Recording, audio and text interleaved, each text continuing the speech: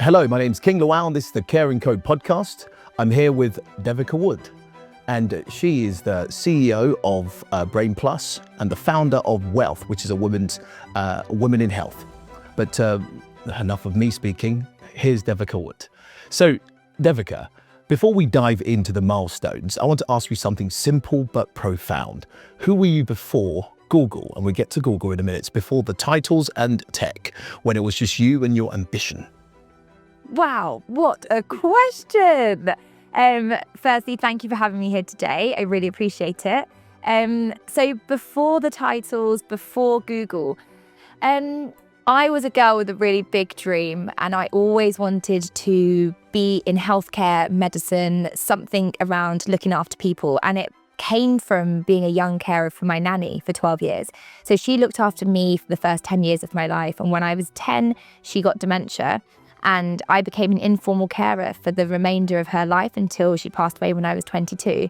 And so I think fundamentally, if I think about who I am now, it was everything to do with how I was then, and that's what shaped me. So that was the person that's now become who I am today, and the journey that I am here today doing. Yeah, passing away at 22. Wow, that must have been tough. Yeah, really difficult. Yeah. Okay, well, thank you for that. Now onto Google. I wanted just to get some understanding of who you was beforehand. Actually, what was the moment, Devika, perhaps the origin story that made you say, I want to solve a problem?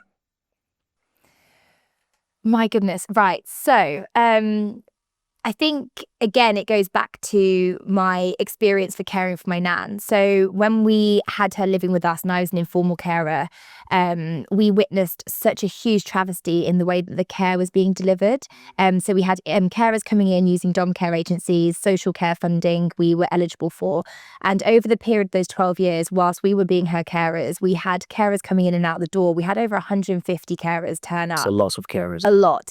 And none of them were really adequately right for her. They weren't creating the relationships that we needed them to have. So I would go as far as to say it wasn't very person-centered care. On top of that, the way that we were communicating with the care agency and the carers was using paper. So we would have pieces of paper where we would say, we've given her medication, we've given her this food. That meant that paper would get lost, and sometimes she was being overprescribed her medication, which is absolutely one of the most severest things that can happen if you're giving antipsychotics.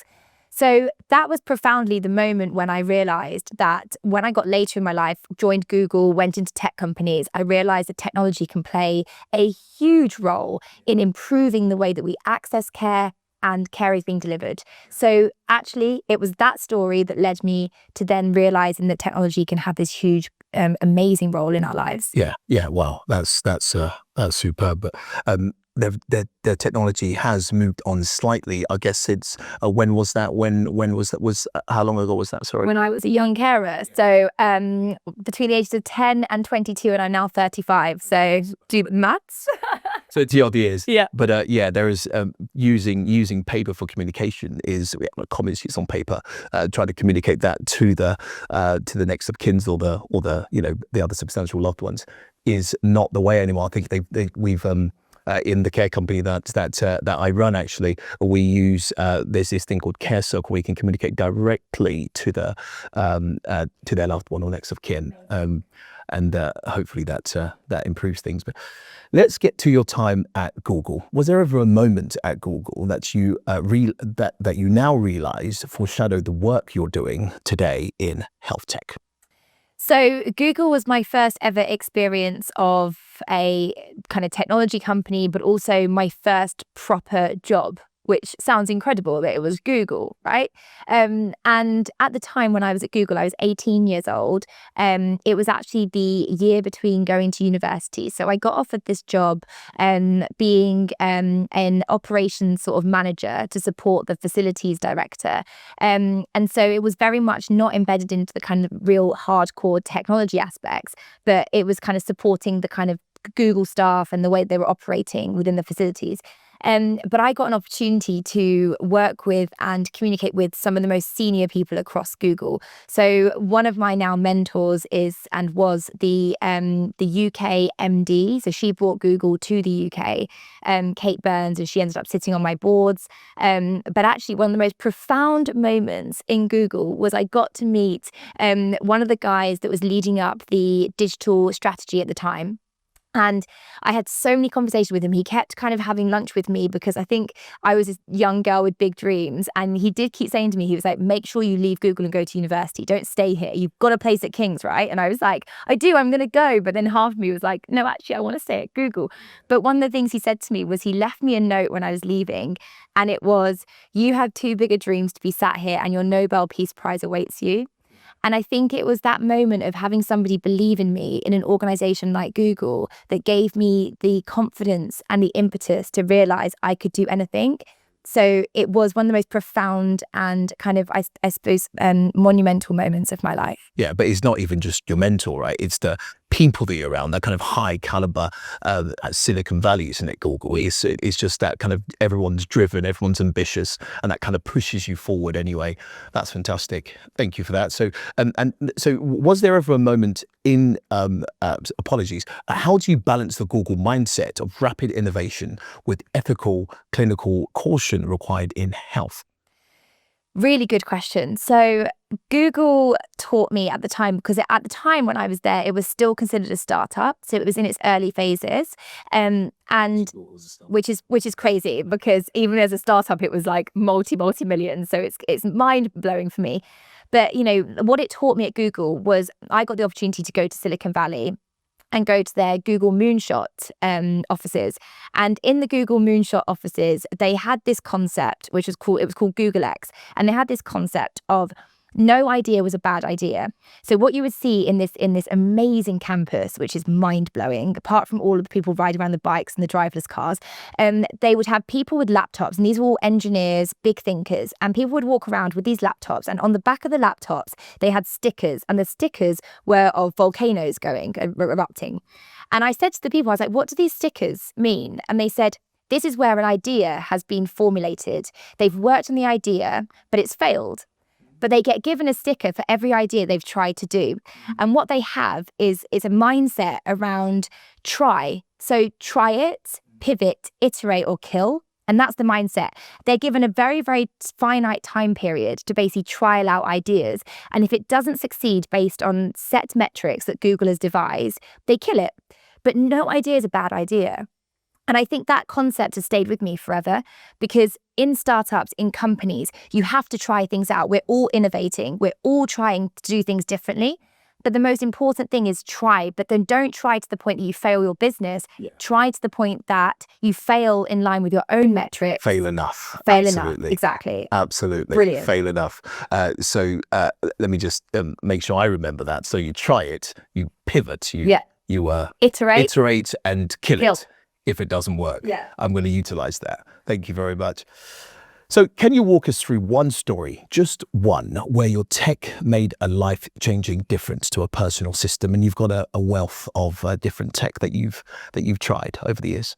Yeah, so I would say, and we spoke about this before, I would say it's right now in what we're doing at Brainplus. So most recently, we've had the most incredible opportunity to work with a number of care homes deploying our product, which is Isla, which is a digitized CST handbook.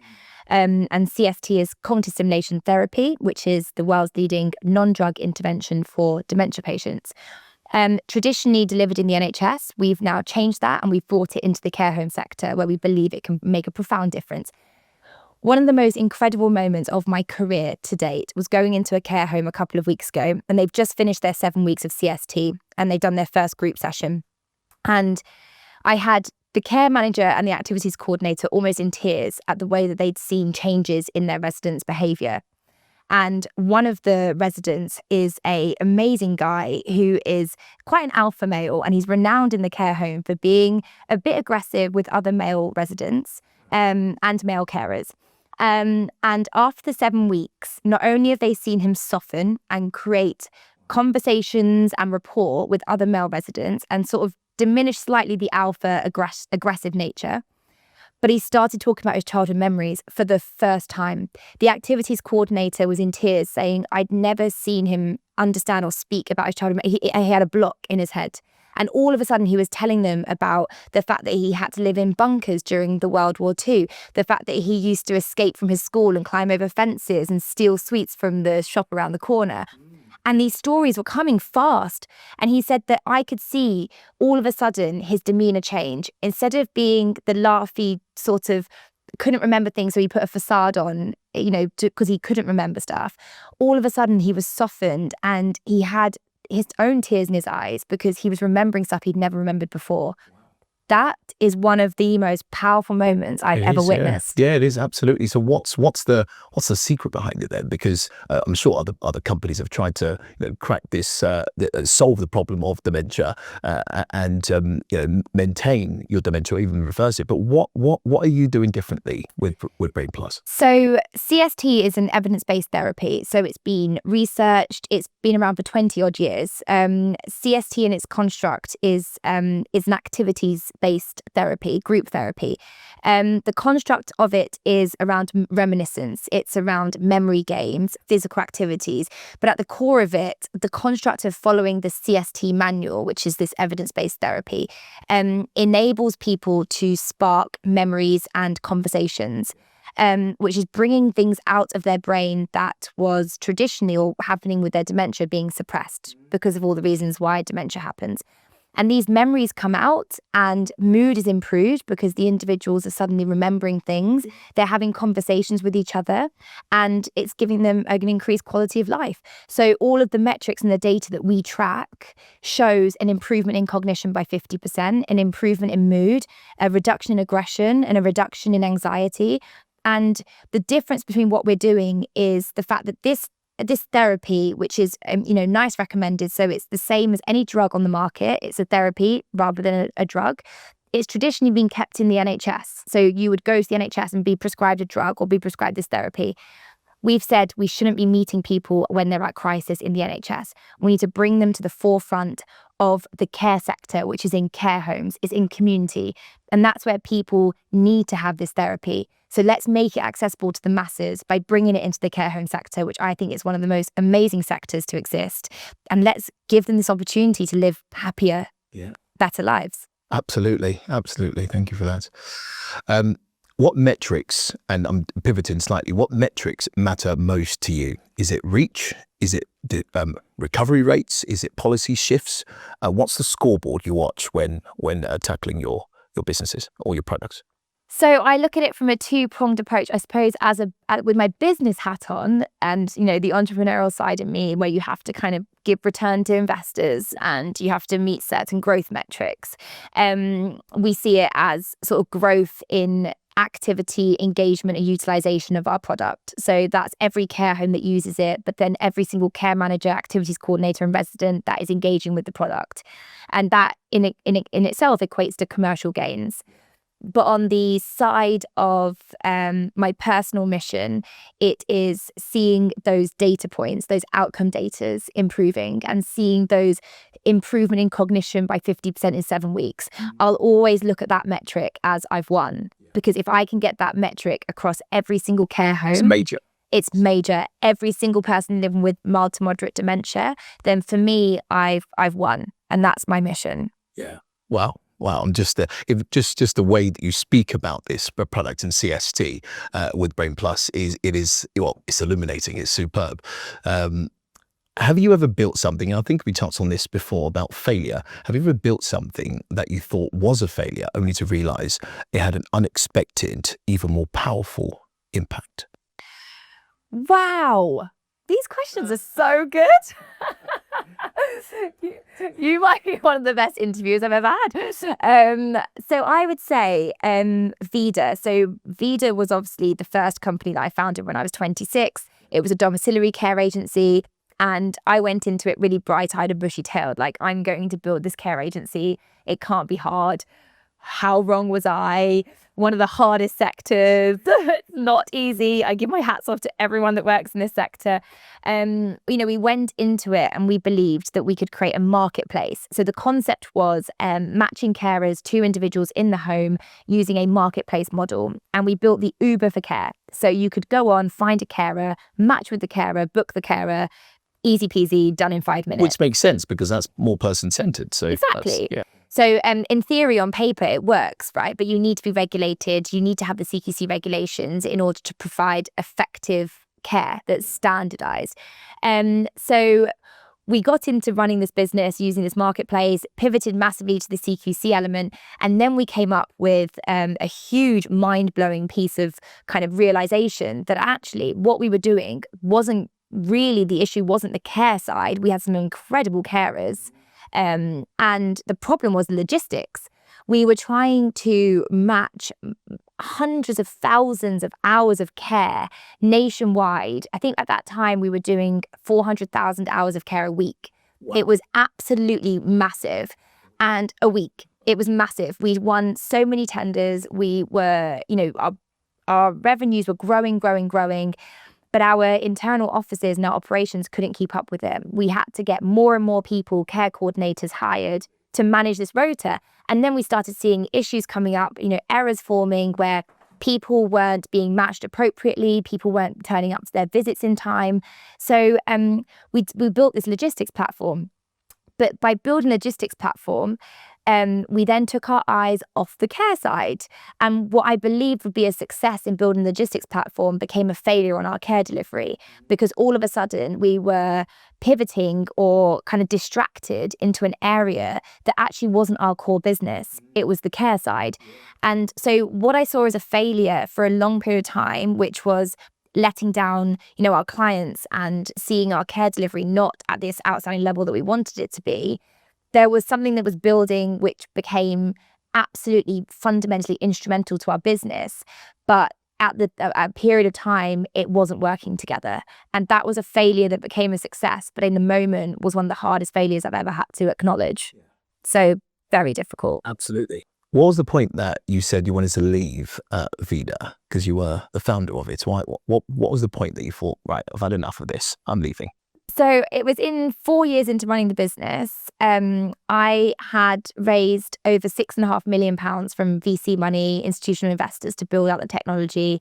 And I was working so hard to the point of I was burnt out. So when I was saying that, the carer side of things was falling apart because we were delivering hundreds of thousands of hours of care. We hit 2.1 million in year one of just building this agency. So in 1 year, we hit 2.1 million pounds. And with that fast growth comes a lot of huge challenges, huge areas where we saw there was blind spots that we weren't looking at. So I spent 4 Christmases on the dot out doing care visits because carers were cancelling. So I made it my mission at that time. I didn't have children, to go out and do all the care visits and run around. There was one Christmas when it was a massive snowfall and no one could get anywhere. And I was walking the streets trying to get to these people's houses. And I realized that the joy had come out of it. And I was so personally ingrained in trying to make a difference that I couldn't see the wood for the trees. And there was emotional aspects to it that I was just exhausted. And unfortunately, some of my shareholders were also kind of really wanting us to super rev up the revenue numbers because they'd seen us hit these numbers. And then they were like, now we need to double, triple it. And I said, if we do that, it's going to fall apart. We need to slow down. And so I was almost the result of my own success, the failure of my own success, because I'd superseded targets. And then all of a sudden I had to now overmeet expectations. But we weren't given time to put things into place to make things healthy growth. And so I got the opportunity to exit from the business and sell my shares. And I did, because my mental health was really struggling. And anyone that's grown businesses will appreciate and be there and done that and got the t-shirt. I'd say that if, in hindsight, if I was now, rather than that 29-year-old girl, I could have battled through it and I could have done it. But I think at the age of 29, starting a business at 26, and you're very young, naive, impressionable, sometimes you just need to take that time to bow out. Yeah. Yeah, and that's an accomplishment. What you achieved there is huge, particularly when you started at 26. You mentioned about going out to do care visits. I think it's underrated from a director or leadership perspective how important it is to actually go out and do the care that you are essentially, running, right?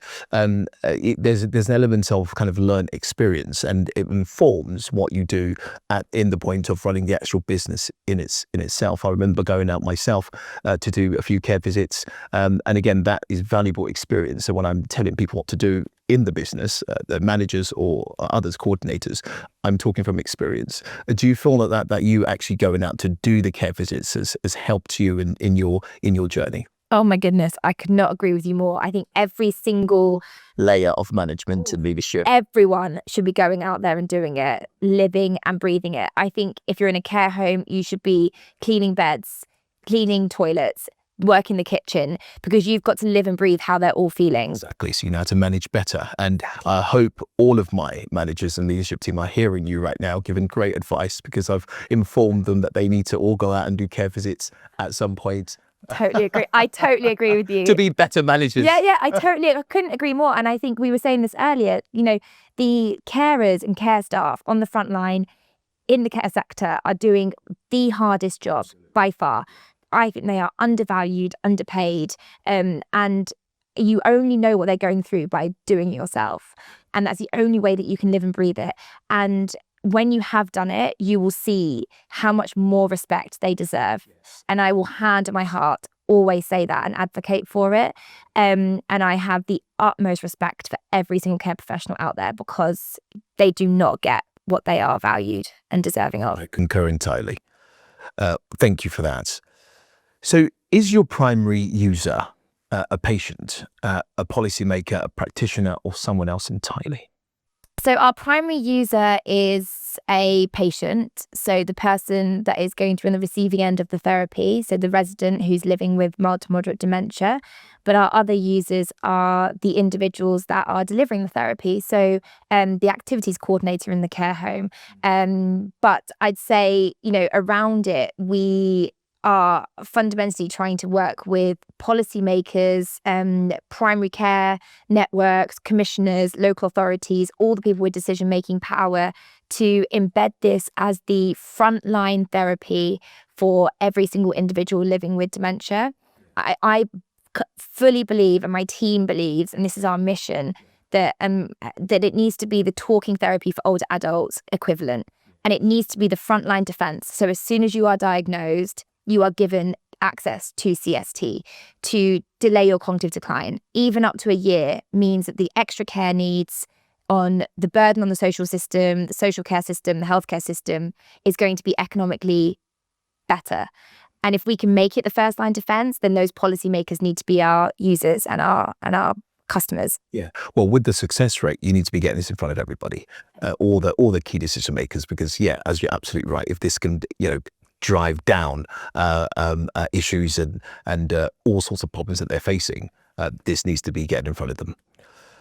If you could speak directly to the person you most want to serve, what would you say to them right now? This is your opportunity to speak directly to your patient or a patient of the CST program.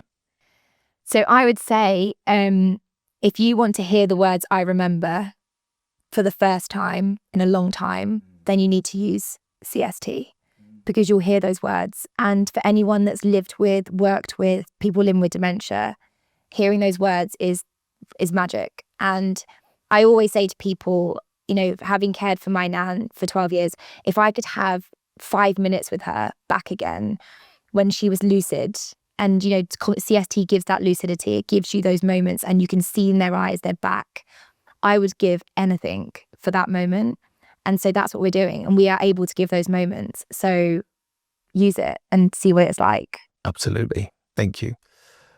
Has your target audience changed over time? And if so, what did you learn from that pivot you mentioned from company to company? So my target audience specifically for Brainplus changed, because when we first went out to the market, we were looking at the NHS. So we were going to target the memory assessment clinics where CST is widely commissioned. as a therapy. So just like they will, prescribe drugs, they prescribe CST in memory assessment clinics. But actually what we realized was we're meeting people at a point when they're already in crisis, because people are going into GPs, referred into memory assessment clinics, and it's taking them up to 2 years to get diagnosed with dementia. And by the time they're diagnosed, their dementia has advanced so far that CST is no longer relevant for them.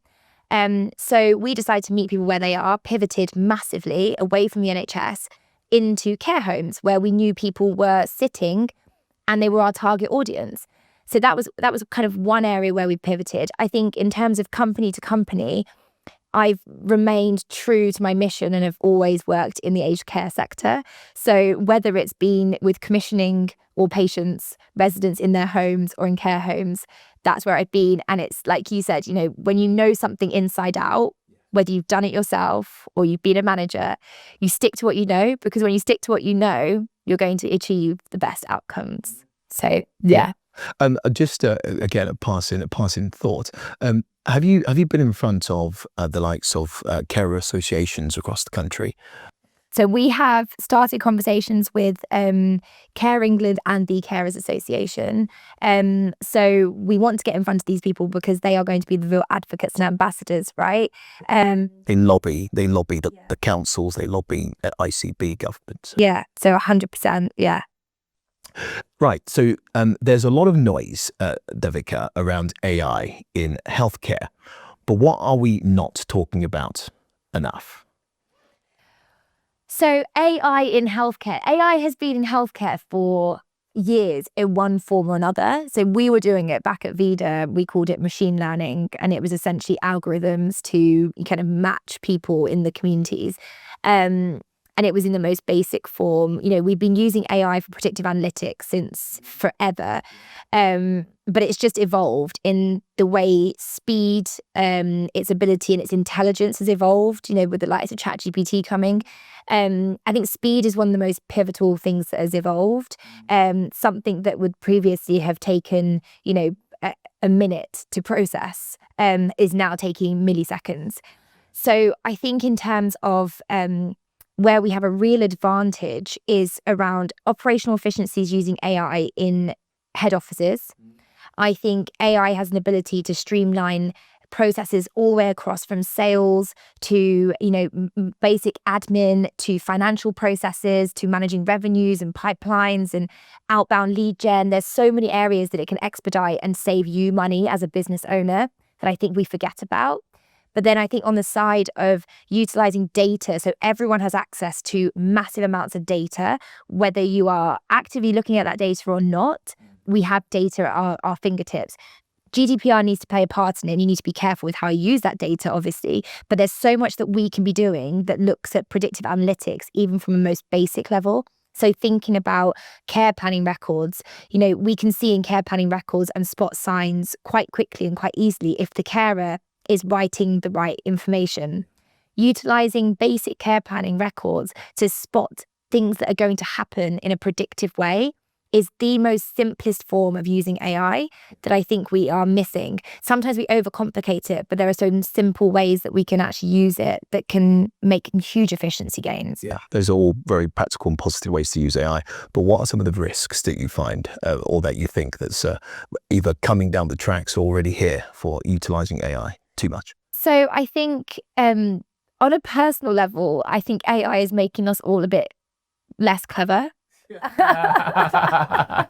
That is absolutely brilliant, and something that I've actually told my leadership team as well, because you end up utilizing AI for all sorts of things, different reports or whatever, and then you try and do it yourself without AI, then you can't do it anymore. And I think I'm not going to say who, but one of my leadership team said to me, member said to me, she tried to do this kind of essay on something that we're doing, and she was unable to do it now because he had relied on AI too much. But no, please continue. It's scary. It's scary. I think between us all, we've probably got loads of degrees. And I remember the time when I was able to write a master's thesis using my own brain. I now can't write an email without going onto ChatGPT. And I'm embarrassed at myself. I'm embarrassed. And I think, where's my analytical thinking coming from? And I think we should be slightly worried about that, because I think the real power of entrepreneurship and business building is our ability to analytically think.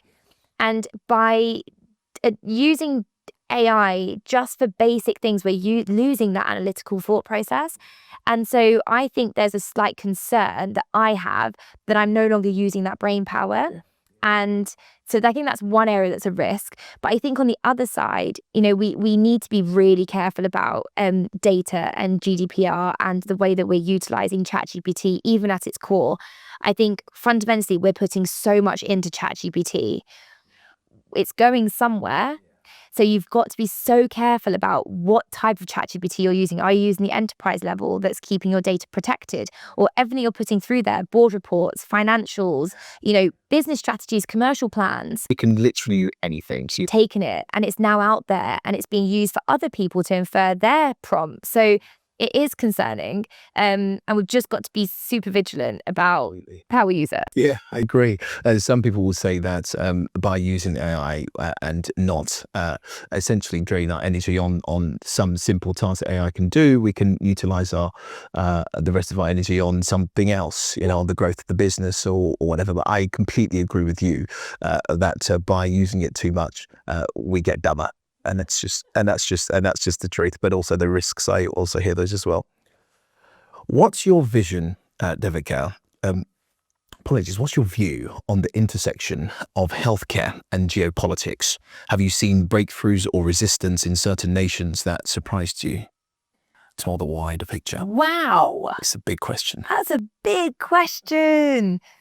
So I think if you think about like geopolitics and healthcare, so I think one of the biggest things that we need to start thinking about and looking at is every health system in every country is slightly different. I think if you basically take it from a very broad thinking perspective about looking at the US versus the UK comparison. So when you're looking at the US market, there is a huge influence around insurance and politics that play a massive part in the way that healthcare is accessed.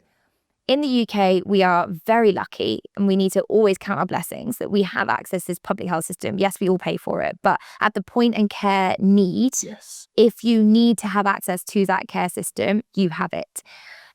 I think my biggest concern comes, and we've seen it play out in the US, when lobbying and politics start to take part in women's rights. And one of my biggest issues is when politics play a part in women's control over their basic rights. And we've seen it with reproductive rights in the US. Abolishing abortion rights is fundamentally taking away a woman's right to her own body. And that is now a huge impact of geopolitics onto healthcare and basic access to healthcare. And if we're seeing that happening in the US at that level, and it's state by state, so it's so far reaching that depending on the state that you're living in, depends on your access to a fair and reasonable right to an abortion, for example. And religion starts playing into it because it's a religious focus. You can have your views, you can have your religious views, by all means, but it's a woman's right and it's her body to make that decision. And so encroaching on that has devastating impacts on reproductive rights and a woman's rights. So there's that part, and I think that's something that I'm really personally quite concerned about. And so that's where I would probably think that there needs to be a real consensus and a real change in that narrative. I think we're very far from getting there in the UK. 100%. I think there's a huge distance from getting to that point, like the USA. But my only thing with the ruling of Roe v. Wade was that they gave the states, individual states, the freedom, to determine how they essentially would want to do it based on their constituents voting in those governors for those states. I thought that was actually a better solution than federal determining how everyone should be. Whatever they pass, they could have passed that. Abortion is not allowed at all, but the state to decide, that kind of freedom was I thought it was adequate. But you obviously have a different view on that. Yeah, so I think my problem is that it then comes into religious plays. So each of the states in the US are governed by some of the states, not each of the states, some of the states are governed by quite extreme religious views that then become integrated into politics. And there are some cases where they say it's anti-Christian to abort. And that's all well and good. There can be religious implications on, whether it's right or wrong to abort. And I think everyone is allowed their opinion, and I'm for everyone having freedom of speech and their own opinion. My problem is that when it's costing the lives of women. So in the states where now it is a law, you can't have an abortion, women are having to travel across state to go and access what is their reproductive right. There are women that are accessing hospitals for emergency ectopic pregnancies because their life is at risk. And there are women sitting in hospital beds because they are being kept on a life machine because they have a fetus inside of them that is only 8 weeks old.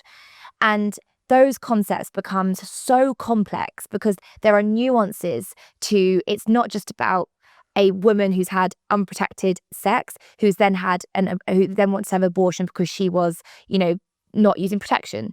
There are things that come into play around gender-based violence and, health issues that need to play a part in these conscious decision makings.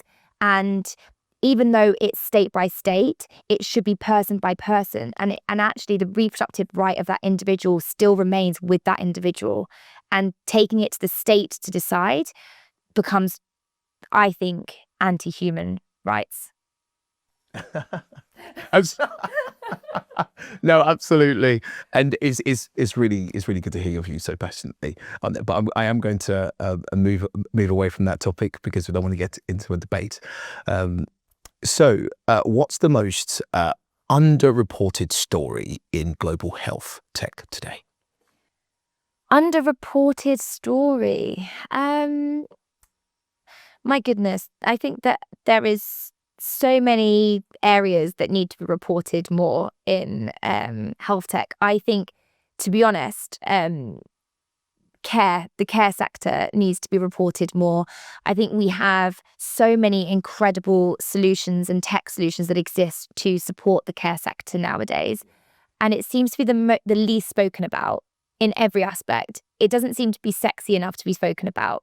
And I've got a real bugbear with that because when you look at the statistics of, dementia is the leading cause of death for women in the UK. By 2050, 1 in 3 people will be living with dementia. Yet it's the most under-researched, underfunded area. 80% of our workforce in the care sector are women. They will be disproportionately affected by dementia. There's a huge pressure here that technology can solve for massive problems and issues. There are some incredible solutions out there, incredible businesses, incredible care companies that are doing amazing work using technology to supersede and superpower their operational day-to-day workings, but it doesn't get spoken about.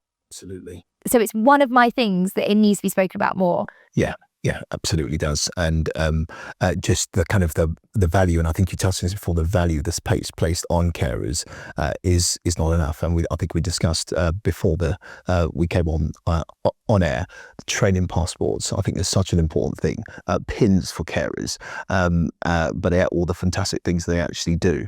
And the care providers do as well. It doesn't usually hit mainstream media.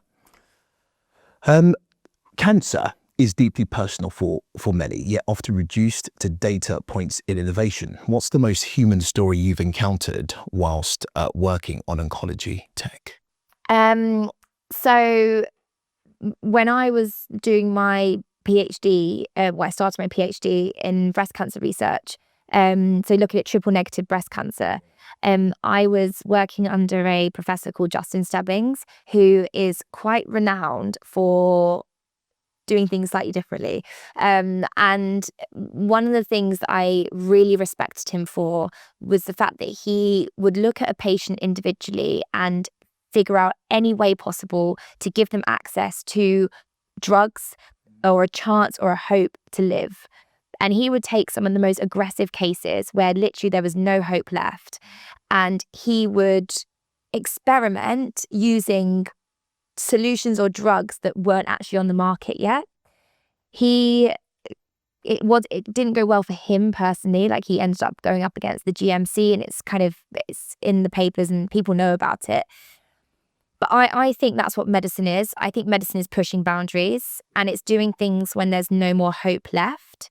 And there is some incredible stuff happening in research, in cancer research, in breast cancer research. I know that we have to go through, governance and the right protocols of clinical trials to get drugs to market. But in some ways, I think it is an ethical question, and people will have different views on this. Do you push the boundaries when there's no hope left? And do you just try it if there's no hope left? Because if you've got no hope left, then you've got nothing to lose.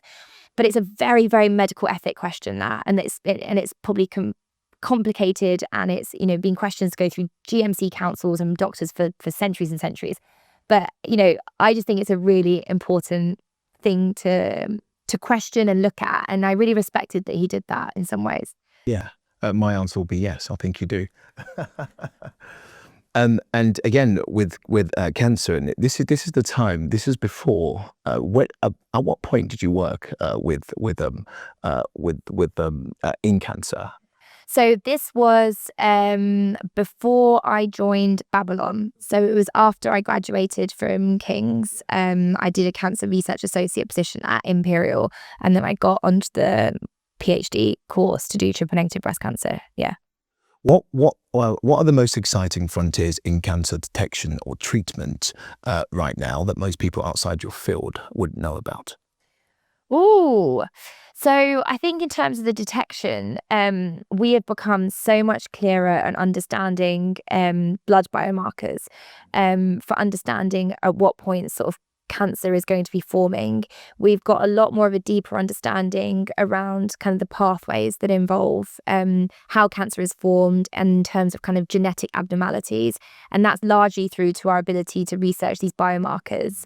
So in cancer, for example, the biomarker blood banks have increased and superseded most other fields, to the point that we can now really, really intricately start to understand at what point certain cancers will form, especially the most rarest forms, because we've got an increase in that blood bank biomarker data, and it's becoming a lot more accurate. I think there's also much less invasive forms of detecting cancers. So from many years, biopsies were the key way to detecting breast cancers, and biopsies are one of the most aggressive forms of getting tissue out of a breast. Really painful, really, really painful. We've come so far along in detecting blood tissue utilizing images that detect AI patterns to see that the tissue has got cancer in it without doing biopsies, because of the fact that we have now collected multiple images. They're becoming a lot more sharper, and AI can actually start to see patterns in the tissue formations. Things like that are phenomenal in breakthroughs, because being less invasive is the way forward when it comes to testing. Yeah, is a full cure down the line for for cancer. Yeah, Goodness. or like easy. You mentioned about easy detection, but when's the cure coming? I mean, I think with anything, it's going to be years and years away from finding cures. But cancer's become more and more curable in the recent days. Breast cancer cure rates have become so much better. So you get into remission much better. And some say that cancer is never cured. It'll always be inside of you if it's been there. And then there's those arguments about lifestyle factors and environmental factors to suppress, if it is a genetic, cancer, how you can suppress that gene from coming out and replicating, etc. But I think that we are so much further in our abilities to provide accurate sort of holistic and medication to support people being cured or in remission for longer. So we're advancing all the time in science. It's the most amazing field. I think science is brilliant. Thank you for your thoughts on that. I know you did cancer, your PhD a while ago. I just wanted to get your thoughts on some of this. Have you ever disagreed with the direction that industry is going? So now this is back to health tech. Disagreed with the direction the industry is going? Or like a moral or strategic crossroad? I think my issue with the industry at the moment is it's really hard to infiltrate the NHS. So there are a number of incredible innovators out there developing some of the most incredible solutions, innovators that have come up with single point solutions, full service solutions, chronic disease management systems, apps that can sort of detect appropriate falls or detect, wait list times so that you can kind of intervene and make sure people get sped up quickly enough. And women's health apps, there are so many incredible solutions out there. Unless we can integrate these solutions effectively into clinical pathways that enables data to be shared, uptake, and patients are accessing these alongside their standard sort of access into the healthcare system, we are never going to achieve what we need to achieve in health tech. You can have a standalone solution that's absolutely brilliant unless it integrates into our health system and is utilized in the most appropriate way in clinical pathways. People won't take it up, it won't be utilized, and it won't be purchased. So that's the fundamental issue that we have at the moment. And a lot of people are now moving towards using private solutions to support their health. So women's health solutions that exist around monitoring their hormones and utilizing their hormone, makeup to try to understand and iterate and think about when they're going to have, be able to get pregnant or go through IVF, and then using private clinics to do that. If they have any issues, sometimes if that data isn't connected into their healthcare system, into their GP practice, how are they going to embed and join up when they do need to go into the NHS? So there's so many single point solutions that are brilliant, but it just needs to work together. Yeah, the NHS takes a very long time to catch up. Even sometimes with their computer systems are still unfortunately outdated. Can you tell me what's a truth about yourself that you used to be afraid to admit but now embrace? A truth? A truth, yes. Oh, a truth. Next will be a dare. Oh yeah, I guess. So I'm very, very, very authentic and very true and very honest. I think our audience can see that. Yeah. Super. I think I sometimes used to think I overshared or I was too authentic and I needed to be a certain facade to be taken seriously, and that I needed to dull down my brightness because I was told that quite a lot by some investors. You shouldn't look a certain way. You shouldn't smile during talking about things. You need to be very serious. You need to have a demeanor of, seriousness. And for a long time, I thought my authenticity and my sort of smile and my integrity needed to change to fit in and be good at business. Now it's become my superpower. Absolutely. Yeah. And I see that, but I think that comes with age, right? So as you get older and you realize what matters in life, you're not going to change who you are just to fit and conform, because then you're not going to change the world that you want to change. So, absolutely. Yeah. It's best just to be yourself. Be yourself. Yeah, absolutely. Have you felt like you were building something no one else understood? And how do you hold on to your vision in those moments?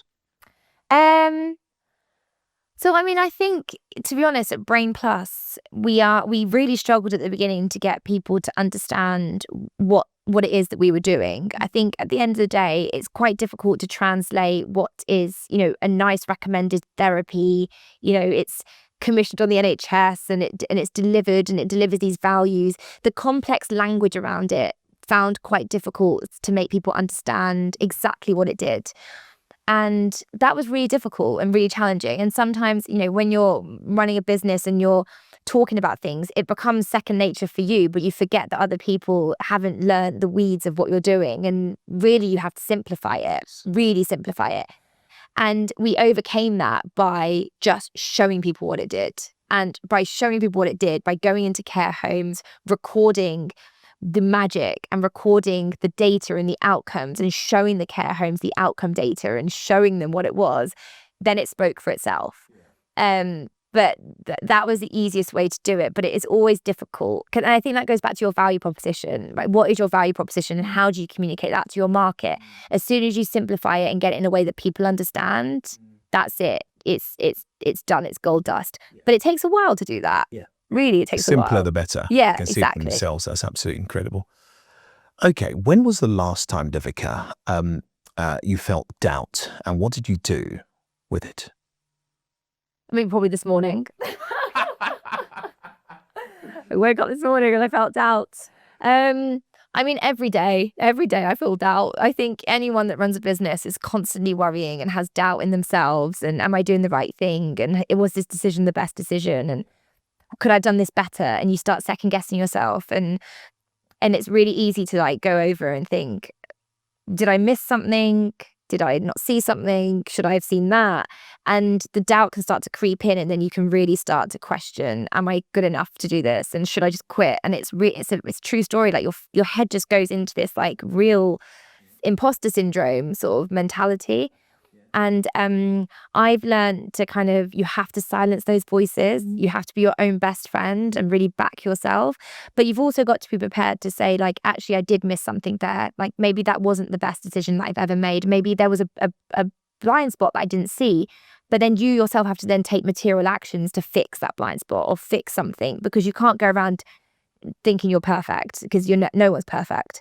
You've got to be prepared to understand your shortcomings. And I always say, hire people better than you. Surround yourself with people that are superseding you, and they will elevate you. And when you have doubt, there'll always be someone that's better than you to, Absolutely.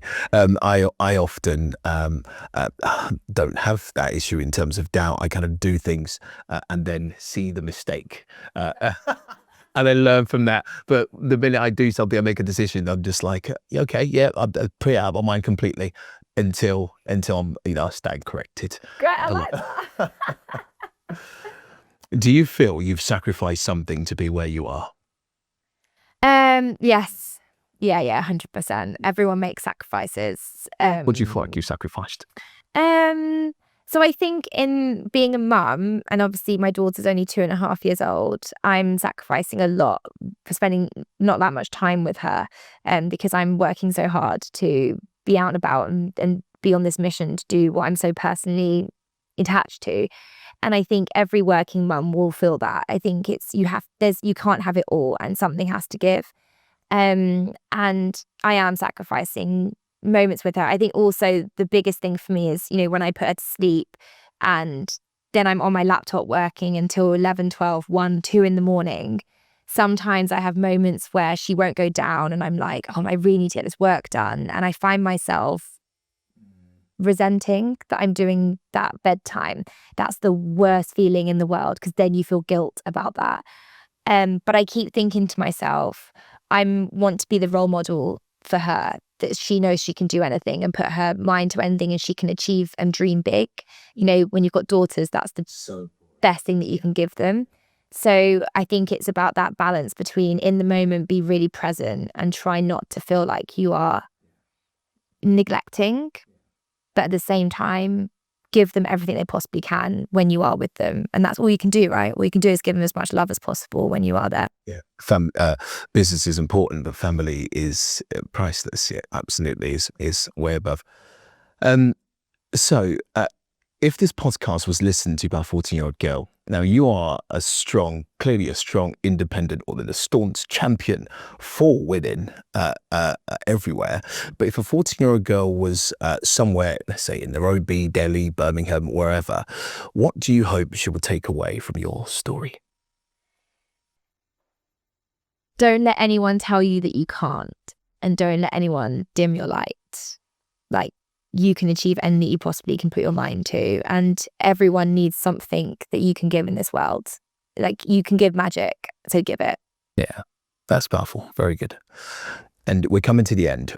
What do you want your legacy to be, Devika? Not just as a tech innovator, but as a human being. My legacy and my purpose and my mission has always been one thing, and it is, I don't want any family to go through what I went through with my nan. And I want my nan's legacy to live on, that what she experienced and the suffering that she experienced. I want her legacy to, she's suffered that. I don't want anyone else to experience that. So my legacy is to make sure that we live in a world where people living with dementia are given the dignity, the care, the love, and the opportunity and moments that they deserve, because they are deserving. And our older generations have set the precedents and given us the lives that we all have. They deserve the respect at their last moments. Yeah. Well, that'll be a superb legacy. Yeah. This has been a great discussion, but I do have one more for you. If today was the last time you got to speak to the world on record, what truth would you leave us with? Oh my goodness. The last thing I can Speak to the world. Speak to the world, Devika. Do you know what? Considering everything that's going on in the world, I would say, like, be human, be kind, and let's lead with our heart. It's awful what we're seeing going on. We need peace. And we need peace. And I think if people started to live and think about everyone is the same, we're all the same, we need to start thinking and acting like that. It's non-existent. And so I think if more people thought like that, we wouldn't be seeing the suffering that we're seeing. Absolutely. Yeah. Thank you very much, Devika. It's been a great discussion. Thank you you. for coming to the Care & Co podcast. Thank you.